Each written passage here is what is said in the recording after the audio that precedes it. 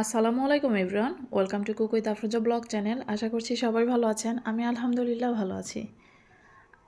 Broiler মুরগির মাংস অনেকেই খেতে পারেন না। অনেকেরই অভিযোগ ব্রয়লার মুরগির মাংস রান্না করলে বাজে একটা গন্ধ আসে। আজকের ভিডিওতে আমি আপনাদেরকে দেখাবো কিভাবে ব্রয়লার মুরগির মাংস রান্না করলে বাজে যে একটা গন্ধ, এই গন্ধটা থাকবে না। আর এই ব্রয়লার মুরগির টেস্টটাও অসাধারণ লাগে। তো চলুন দেখে নেওয়া যাক আমি কিভাবে ব্রয়লার মুরগির মাংসটা রান্না করি। এখানে আমি ব্রয়লার মুরগি নিয়ে নিয়েছি প্রায় 1 থেকে 1.5 কেজি পরিমাণ। তাতে দিয়ে দিলাম পরিমাণ মতো লবণ। এখানে আমি 1 চা চামচের একটু বেশি লবণ দিয়েছি। আর গুঁড়ামরিচ দিয়ে দিলাম 1.5 টেবিল চামচ। মাংসের ঝালটা আপনাদের রুচি অনুযায়ী দিবেন। যারা ঝাল বেশি খেতে পছন্দ করেন তারা বেশি ঝাল দিবেন, বেশি গুঁড়ামরিচ দিবেন।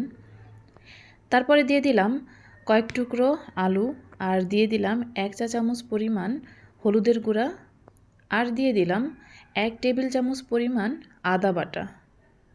জিরা বাটা দিয়ে দিলাম 1 টেবিল চামচ পরিমাণ।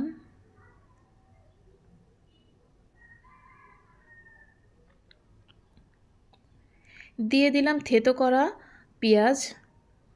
আমি এখানে থেতো করা পেঁয়াজ দিয়েছি 3 টেবিল চামচের মতো। আর দিয়ে দিলাম থেতো করা রসুন। থেতো করা রসুন দিয়েছি 2 টেবিল চামচ। আর দিয়ে দিলাম কিউব করে কেটে রাখা কয়েক টুকরো পেঁয়াজ, আর কয়েক টুকরো দিয়ে দিলাম রসুনের কোয়া।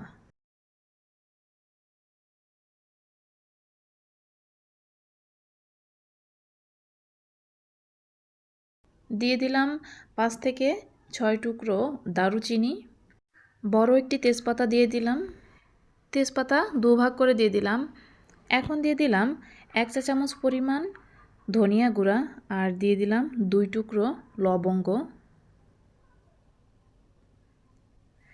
বড় সাইজের 5 পিস সাদা এলাচ আর বড় সাইজের 1 পিস কালো এলাচ ভালো করে থেতো করে বিচিগুলো গুঁড়ো করে এর মধ্যে দিয়ে দিলাম। এখন দিয়ে দিলাম 3 থেকে 4 টেবিল চামচ পরিমাণ সয়াবিন তেল। এখন সব কিছুর সঙ্গে মাংসটা ভালো করে মাখিয়ে ম্যারিনেট করে রেখে দেব 1 ঘন্টার জন্য।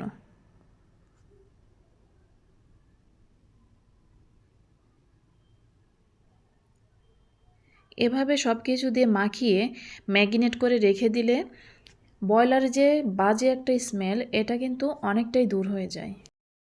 আর মাংসটা খেতেও কিন্তু দারুণ লাগে। বাচ্চাদের অনেক পছন্দের একটি খাবার ব্রয়লার মুরগির মাংস।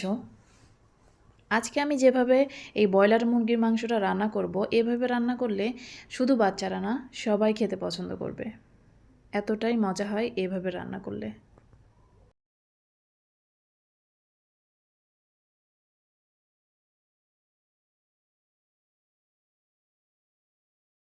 ফিরে এলাম 1 ঘন্টা পরে।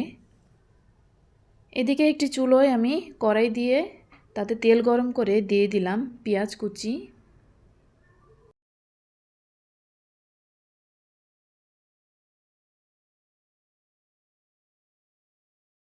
পেঁয়াজ কুচি ভালো করে নেড়ে চেড়ে লালচে করে ভেজে নেব। পেঁয়াজ কুচি যখন ঠিক এরকম লালচে হয়ে আসবে, তখন এর মধ্যে আমি ম্যারিনেট করা মাংস দিয়ে দেব।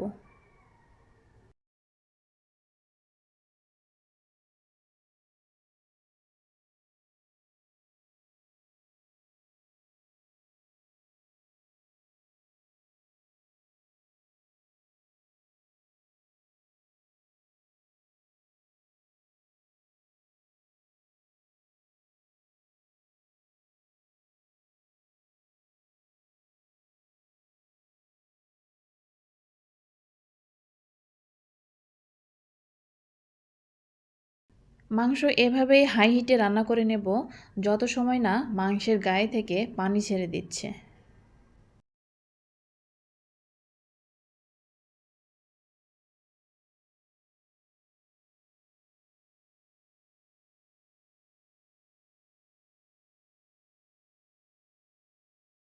মাংসটা এভাবে কষাতে থাকবো যত সময় না মাংসের গায়ের পানি শুকিয়ে যাচ্ছে। মাংসের গায়ের পানি শুকিয়ে আসলে তাতে সামান্য পরিমাণ পানি দিয়ে দিলাম।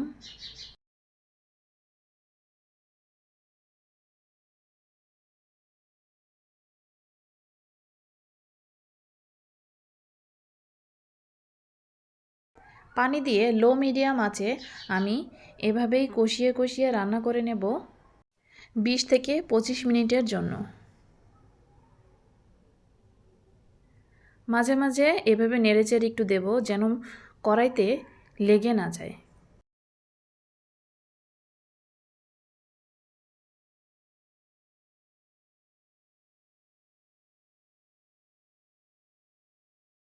ব্রয়লার মুরগির মাংস একটু বেশি সময় ধরে কষিয়ে নিলে এই মুরগির মাংসে কিন্তু কোনো বাজে গন্ধ আর থাকে না। তাই আমি একটু সময় হাতে ধরে মাংসটা কষিয়ে নেব।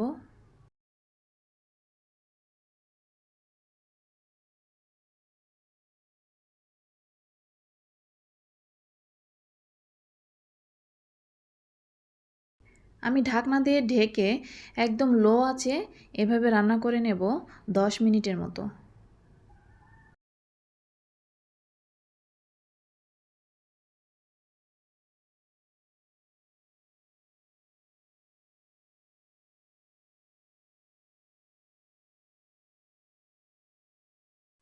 এখন দিয়ে দেব 3-4টি ফালি করে কেটে রাখা কাঁচামরিচ। মাংসটা নামানোর প্রায় 2 থেকে 3 মিনিট আগে আমি কাঁচামরিচটা দিয়ে দিলাম। মাংস নামানোর কিছু সময় আগে কাঁচামরিচ দিলে কিন্তু সেই মাংসের স্বাদটা অনেক গুণ বেড়ে যায় আর সুন্দর একটা ফ্লেভার আসে।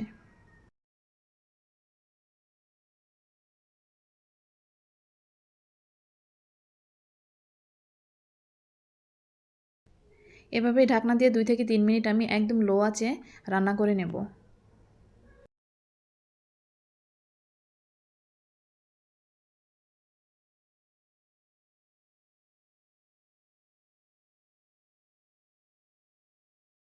এখন দিয়ে দিলাম 1 চা চামচ পরিমাণ গরম মশলার গুঁড়ো।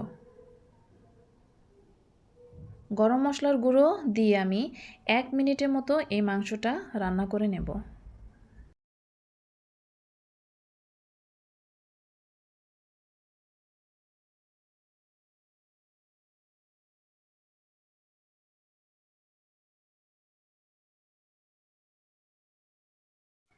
এই তো হয়ে গেল আমার ব্রয়লার মুরগির মাংস রান্না। তো এভাবে আপনারা রান্না করে দেখতে পারেন। এভাবে রান্না করলে কিন্তু ব্রয়লার মুরগির মাংস অনেক মজা হয়।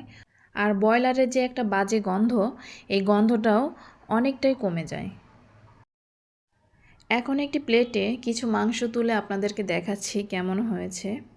আমার ভিডিওটি যদি আপনাদের কাছে ভালো লেগে থাকে অবশ্যই লাইক, কমেন্ট, শেয়ার করবেন এবং পরবর্তী ভিডিও দেখার জন্য অবশ্যই চ্যানেলটি সাবস্ক্রাইব করে পাশে থাকা বেল আইকন প্রেস করে দেবেন যেন নিত্য নতুন কোনো ভিডিও আপলোড করলে আপনাদের কাছে নোটিফিকেশন পৌঁছে যায়।